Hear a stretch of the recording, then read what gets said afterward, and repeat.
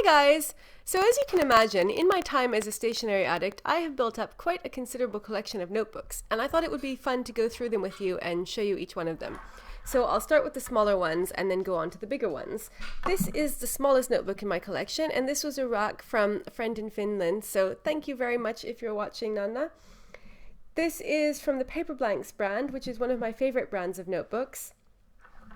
It's called the Nebula design. It looks kind of like a Martian or sci-fi landscape of some sort, and it's a bit smaller than A6, but I would say probably bigger than A7. So this is my A6 Hobonichi for comparison. You can see it's like kind of, I don't know, 3/4 of the size, so maybe B7.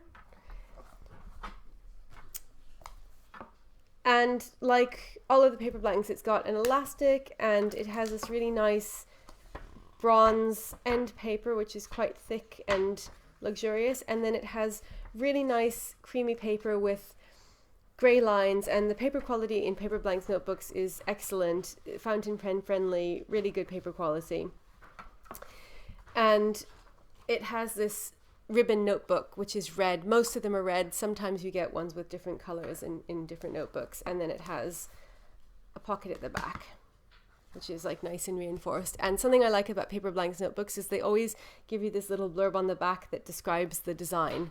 They all have this fantastic artwork of various different types, from medieval European illuminated manuscripts to like Central Asian illuminated carpet pages to Japanese designs, and then more recent stuff like Art Nouveau, Art Deco, William Morris. It's really, really an amazing brand. So that is my smallest notebook.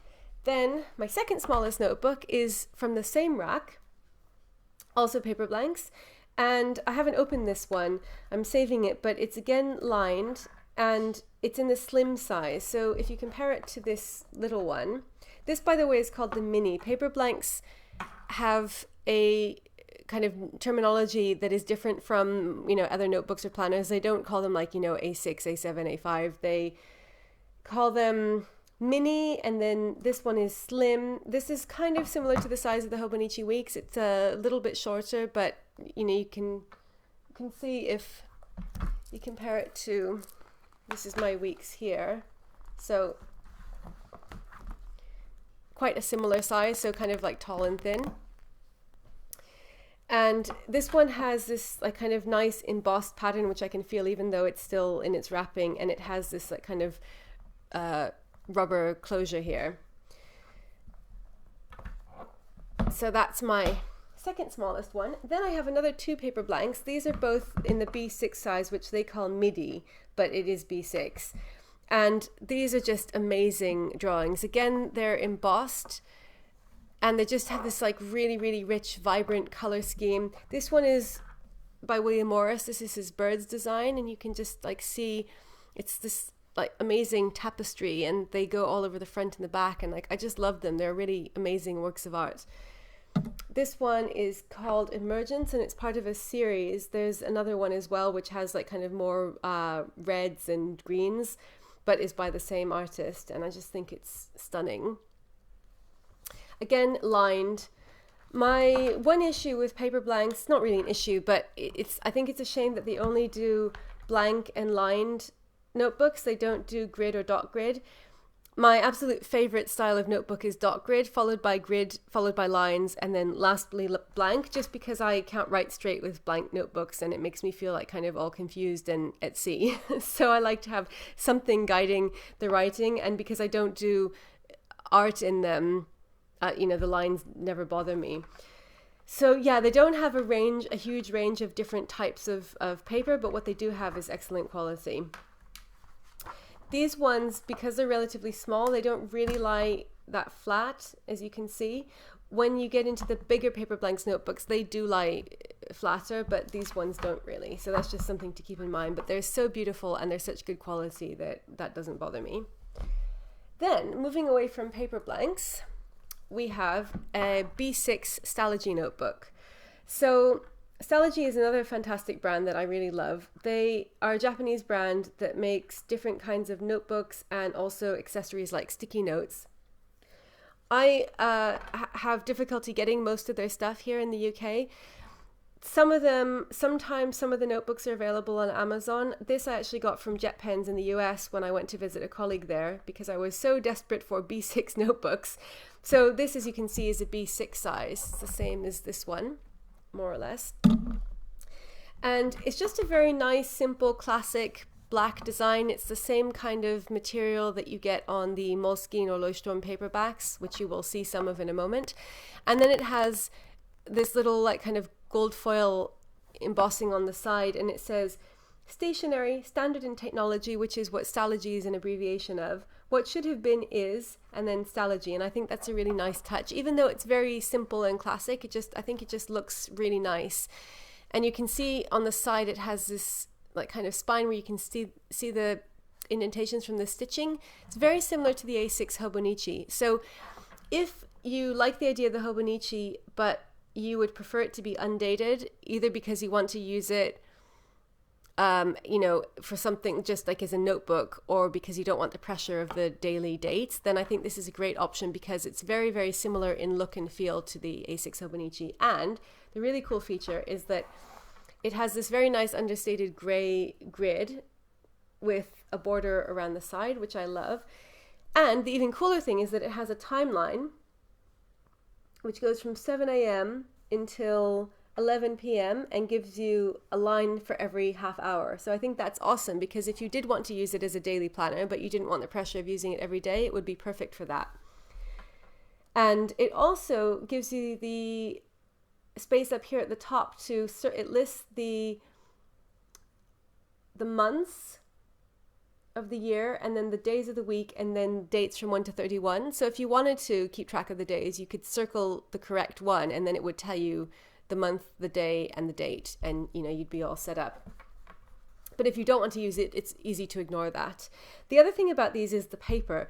I, for a long time, thought that this was tomoe river paper. It turns out, as far as I can tell, that it's not technically tomoe river paper, apparently, but I can't tell the difference. It seems to me very, very similar or almost identical. It's very, very light, but it takes different kinds of pens really well. So that's why you can have this like kind of nice compact book that has 368 pages, I think. The pages aren't numbered, but it's got like kind of enough for a whole year. So you could use this absolutely as a planner if you wanted to. This lies quite flat, as you can see.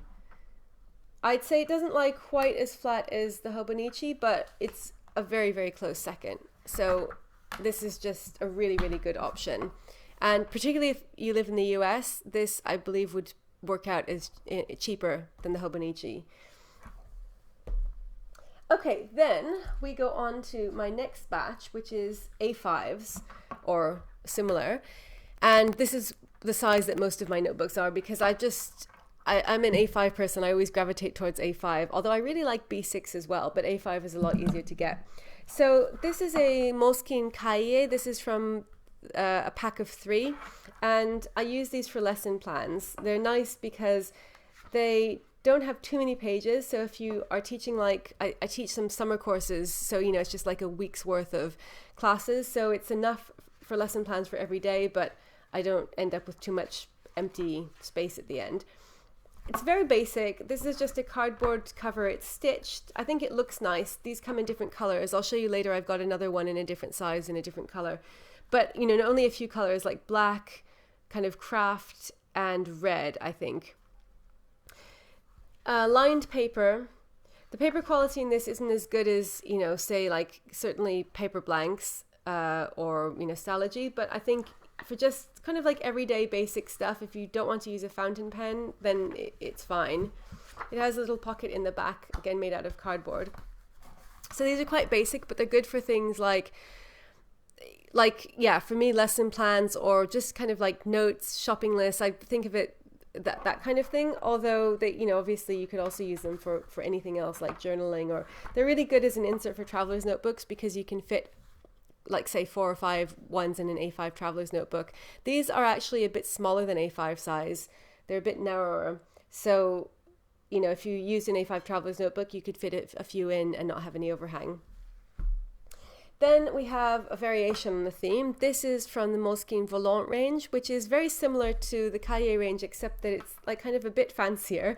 It comes in a pack of 2, and the 2 are like 2 different shades of the same color. So this was a purple pack, and there was a darker purple and a lighter purple. And I really like that because, you know, then you can pick a color you like and you get, you know, 2 variations on it. This is kind of a bit more like the sort of bigger size actual notebooks that they have, in that instead of the cover just being cardboard, it's made out of the same material as the thicker softback notebooks. More like a kind of almost like a faux leathery sort of feeling. And then it says Moleskine on the inside, and it has this little end page, which these ones don't. Then again, lined paper, grey lines. And a nice feature is that the last like maybe 15 pages are perforated. So if you want to, you know, write a note and give it to somebody, you can just tear it out. There's no pocket in the back of these, but they have this end paper again. And it says Moleskine on the back. This one does as well, if you can see it in the cardboard. The last few pages of these are perforated too. So these are quite similar options, but this one is just like kind of a little bit sort of more expensive feeling, I guess, but quite similar if you want a slimmer insert, like for a traveler's notebook. Then the final variation on this theme, this is from Leuchtturm. So as you can see, if you compare the 2 of them, this is a true A5 size. So it's a bit wider, and it's very similar to the Volant, but these come singly. I got these from Amazon, which is where I get most of my stuff. And so you can see this also has a little end page, and it says Leuchtturm1917 and then name and address.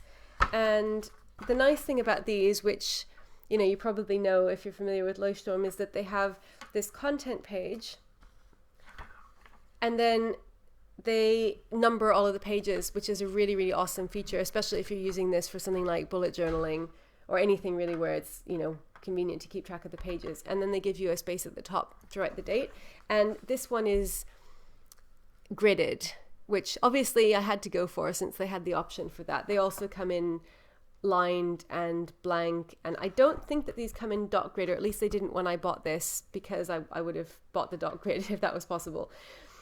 So this has 60 pages, so it's again like good if you want a thinner insert, like for a traveler's notebook, or, you know, again something where you don't want to have the same notebook for, you know, for as long, or you just homework, or like for keeping track of. I used to like use these for language classes, you know, anything where you just want something very portable and slim. They're good for that. Then we're moving into the proper A5 notebook range. So this is an A5 Leuchtturm softback. It has 121 pages, and same as the Jot book, it's got numbered pages, it has a grid, and it has a space for a date at the top, and then it has the table of contents. I was using this as a project notebook to write down notes on my book project, which I was working on this year and have just finished. And at some point I decided to stop using this and keep all of my notes in my Hobonichi Cousin, because that's my work planner, and so I decided it would be better to have all of my work stuff in one place. But I did kind of like the idea of having a notebook that was devoted to a single project. It just didn't really seem to make sense when I had a lot of notes pages in my Cousin. So I am now in a dilemma, because being extremely type A, it disturbs me to think of this being partly filled in and then switching over and starting to use it for something completely different. That like is just somehow displeasing to my brain. But at the same time, I couldn't bear to put it in recycling when it has so many unused pages. So I think that at some point I'll use this for something that I don't have to be too precious about. You know, just like random notes, or anything that is kind of like semi-throwaway, shopping lists maybe, something like that, where it doesn't bother me too much that it's already been partly used. This one has an elastic, by the way, which these smaller ones don't. These kind of feel much more like inserts, like they're perfect for a traveler's notebook, and this is more like a standalone notebook. So it's also got this pocket in the back, and it has a bookmark. So that is the Leuchtturm. Then I have another Moleskine. So this again is a softback, and it's a really, really beautiful aqua color. And you know, it's this nice material, the same as this one and the job book and the volant. And elastic on the back, and you know, the typical pocket, which I think is really nice because it has this blue accent, which is the same. It matches the cover, and the bookmark matches the cover as well. And this is dot grid, my favorite. So yeah, like I said, if dot grid is ever an option, I will go for it. And that's the you know, the sort of end page. As you can see, unlike Leuchtturm, it doesn't have the table of contents, which was fine for me because I was using this as a daily planner. This was when I first started daily planning. I started using a few different notebooks. As you'll see, I've got a few others on the go. And I loved it, but then I started using my A6 Hobonichi, and I loved that even more. So now I've got the same kind of issue with this, in that I don't know what to do with this, and I love it so much that I want to use it again. I was thinking of maybe using it as a gratitude journal when my current gratitude journal runs out, although I really love that too. So it's a planner addict dilemma. So that is that one. Again, this isn't like actually A5 size, as you can see, compared to Leuchtturm. Moleskine is a little bit narrower. Then we have another Moleskine, and this is my super amazing hardback Batman Moleskine, which I got for use as a daily planner again. So I think this is such a cool design, and it just made me really happy. And in the morning I was like, yes, Batman and I are going to conquer the world. So I love looking at this one. It's white, which I wouldn't normally go for, but I really like the contrast of the white and the black, and it has this like silver shiny Batman logo. And then the really cool thing is on the inside, it has this kind of cityscape of Gotham City, and it's got it on the back as well, and it has this little bat logo here on the pocket. And I taped this Leuchtturm pen loop on here, and you know, going with the black and white theme, it's a black pen loop, and then I put this black and white washi tape on. So I was using this as a daily planner as well. And the nice thing about these notebooks is that because they're undated, I was just I had a few on the go at once, so that I could like kind of satisfy my desire for ever new stationery products. So, you know, one day I could use the dot grid, and then one day I could use Batman. And now, again, I'm not sure what to do with this. I'm thinking possibly gratitude journal. We started using it as a shopping list notebook, but then we realized that that didn't work well because you couldn't tear out the pages. So sadly, I'm not sure what to do with this one, but I'm just keeping it there, admiring it on my shelf, and it's biding its time, waiting for the moment when I will find a use for it.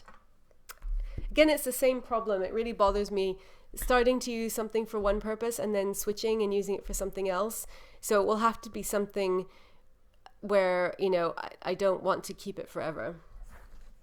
Now, this is a Leuchtturm hardback, blue, and again, beautiful dot grids, my absolute favorite. So the hardback Leuchtturm, I think, you know, like probably a lot of you know about this because it's the most popular notebook for bullet journaling, I would say. So you've got the 3 pages of contents, and then you've got the numbered pages, and it's just a really, really beautiful dot grid, and I love the numbered pages. I think that's one of the features that would make me choose Leuchtturm over Moleskine, unless it's something like this, you know, awesome Batman. I knew about Moleskine before I knew about Leuchtturm, and I was quite loyal to them, and I was like, I shall never switch from Moleskine. But then when I found out about the page numbers, I was like, wow, that's amazing. So again, it has this ribbon bookmark in the same color as the cover and the pocket in the back, and this is just a really nice notebook, which fortunately I haven't ruined yet by starting to use for something and then abandoning. So this is still full of promise and potential and could be used for anything. So I always feel like it's really hard to commit to a notebook, because as soon as I do, I inevitably realize that after a few pages I don't want to use it for that anymore, and then I'm like, why did I start using this notebook? So if you have the same kind of notebook commitment phobia, then like let me know. I know I can't be alone here. But it's really difficult because otherwise you'll like, have this shelf full of notebooks and never use them, which is now I'm kind of like half in that position where like this, I'm like, I can't besmirch this until I have the perfect use for this and know that I can use it for the whole thing. But then the other half of my notebooks are ones where I was just like, yeah, I'm just going to start using it, because life is short. And then I've ended up with, like 10 pages used, and now I'm not using it for that anymore, and I have to come up with a new use for it. So this is another story like that. This is a 7 Seas writer from a Nanami paper, and I bought this probably a year and a half ago, I think, when I was like kind of first getting into tomoe river paper, and I, sort of had my first Hobonichis, and I was just like, when I found out about this, I was like, oh my goodness, something else with tomoe river paper, I must try it. So oddly, the paper in this feels really different to me, and I was surprised about that because I thought all tomoe river paper was the same. But I was very happy when I saw a video by Amy Loves Paper, who I'll link down below. And she also had the same experience, saying that she felt this was very different to Hobonichi paper. And somebody told me in a comment once that it's because of the way that the paper is, because it depends like on the ink and how it's like how the printing is done, that affects it. So I don't know if that has something to do with it, but I somehow find this, it looks and it feels very different to Hobonichi paper. I think maybe some of it is to do with the fact that this is much more creamy and sort of yellowy than Hobonichi paper, and also it has these like big lines instead of the grids, and the lines are kind of like brown, so it just has a very different feeling. It's like nice and chunky. It's like, I think maybe, I don't know, 450 or 500 pages. So it's a really, really nice notebook. And it has this like kind of woven fabric exterior, which you might be able to see the sort of like little bit of texture. It's quite stiff, you can see here. So you could definitely use this on its own, without a cover. But I used it, I put in a Filofax flex cover, and it looked really good in that. So that's where it comes from, nanamipaper.com. And I started to use this as a dream journal a few months ago. And the dream journal was kind of well-intentioned ambition, which started off quite well, and then after a while became something that I realized I just couldn't sustain. And so I was keeping it by my bed for quite a while, and then it just made me feel guilty every time I looked at it and, wasn't writing in it. And so finally I relegated it back to the shelf of unused notebooks. And so again, I filled in probably like 27, 28 pages. If I had ever decided that I want to keep a dream journal again, obviously I can just keep it, for that time, and then it will be ready. Or maybe if I find something else that I want to use it for, I'll transfer it over to that. But I really like the idea of it just being used for one thing, especially because it started off on such a grandiose journey. The dream journal seems a shame to then start using it for shopping lists or something. So this is another question mark, what to do with it. Then we get to my beautiful A5 Stalogy notebook, and this is exactly the same as the B6 one that I showed you before, so I won't go into much detail, but I will just show you that I was using this as a daily planner as well. And I think in retrospect that it's actually too big, because I now use an A6 Hobonichi for my daily planner, and that's more than adequate. So I feel like I wasn't really making the most of this, and I'm not really sure what I would need an A5 notebook like this for. So this is another one that's kind of upsetting, because I started using it. This was actually my first daily planner. When I started using a daily planner, like when I first decided to put a dedicated book into use as a daily planner, I used this and I was really happy with it, and I love it. Like I said, I love the paper. You can see here, this is fountain pen. And it's not even a very thin fountain pen, and you can see there's like hardly any shadowing and no bleed through. So it's, it's really, really great paper. I'm just not sure what to do with this one. So again, like I have probably like 4 or 5 of these notebooks that I've showed you where I've started to use them, usually as a daily planner, and then given it up, and then have this beautiful notebook which has the first few pages taken up with something, and I'm not sure what to do with them. Then we get to the really exciting gigantic notebooks, the B5s. So this is my pride and joy. This is my Stalogy B5 notebook. And I think I might have mentioned that or maybe I didn't mention it, that these do actually come in a few different colors. They come in, I think, red and blue and yellow, but in the UK I can only get the black ones, which is a shame because I like the idea of like the blue and the red. So same thing, you've seen it all before, but this is B5 size, so even bigger, and I just love the idea of this. This was one where I have to say I did not have any good reason to buy this. It was just so beautiful that I love the idea of it. And I have to say, when I do my video, which I'm going to do soon, showing you my planner shelves where you can see where all of my planner supplies live, it just makes me really happy looking at this shelf and seeing the notebooks. So, you know, maybe that's enough of a purpose in some cases, even if I don't write in them. I really like also the potential of, you know, thinking like this blank notebook, I could use it for anything, and maybe there's going to be some amazing project that would just be perfect for this, and I'll use it for that. And I like the idea of like filling it up, and so that's why I kind of feel like it has to be something really amazing that I decide to use it for. Then a less amazing specimen. This is more or less B5 size. It's not exactly, as you see, this one is proper B5. And then this one is a little bit wider and a little bit shorter. So not exactly, but kind of more or less. Moleskine Cahier again, and this is one of the red ones. So I use these for lesson planning as well, but I use these for my year-long courses. So this is just an empty one. I've got a few others that are already in use. So this is kind of more utilitarian. Like I know that this is really good for lesson plans, and I'm just keeping it here for, you know, if I start teaching a new course in a subsequent year. Now, believe it or not, we are actually getting to the final few notebooks. So I will just put this to one side and hope that this tower of notebooks doesn't collapse before the end of the video. So I have two of these Moleskines, and these are again the same size. They're called extra large in Moleskine terminology, but they're, you know, more or less B5 size. And these ones are both beautifully unopened and awaiting the glorious day when I find that perfect use for them. So these ones are soft cover, and they're the same as the dot grid one that I showed you before, except that these are lined.